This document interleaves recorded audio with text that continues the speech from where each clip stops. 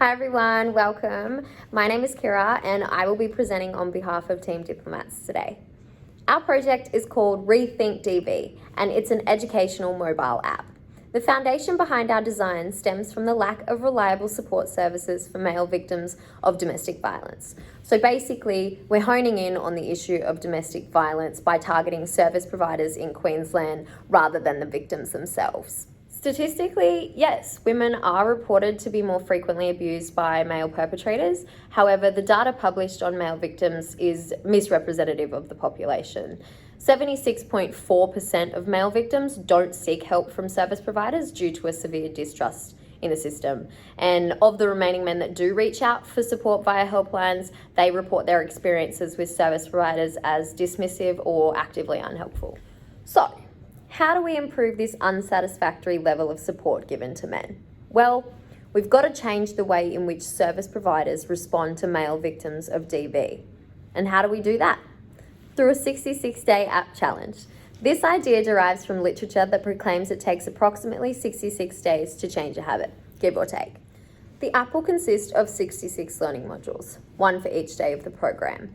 Module content is divided into either informative or training-based. Informative modules will aim to inform participants on the current realities of their practice, as well as any relevant information regarding the nature, prevalence, or identification of abuse. Training-based modules, on the other hand, will provide recommendations and useful guidelines regarding workplace behaviour and ethical conducts. These are the cornerstones of our program that is aimed at increasing the capabilities and reforming the workplace habits of our participating service providers. An example is identifying psychological abuse. So this is an informative module that will assist our participants in telling signs of psychological abuse when consulting with their clients. After completion, the following module would be how to deal with psychological abuse. This training-based module equips our service providers with the methods and strategies of assisting clients experiencing psychological abuse. The stakeholders targeted for this project are the agencies that form the initial response or rehabilitative team of a domestic violence incident. So for example, DV Connect, Cairns Regional DV Service, and Scope DV. In terms of practicality, social workers are already expected to uphold compulsory educational hours in exchange for continued employment.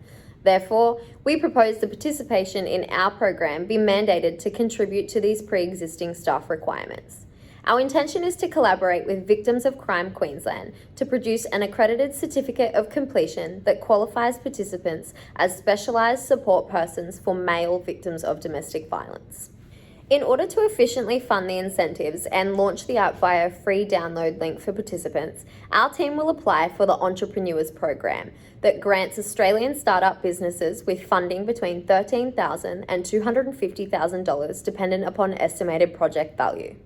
Success is measured via a pre, post, and follow-up test in which participants will be asked to respond to a series of simulated client dilemmas throughout semi-structured interviews. Latent content analysis will be conducted to interpretively measure participants' response. Then, the transcribed text will be coded on a 5-point Likert scale, which, based on the participant's score, will be categorised into 3 response models: problematic, moderate, or ideal. Although the issue itself is based around criminological theories of gender order and specifically hegemonic masculinity, our proposed solution is fixated on changing the behaviours of the service providers.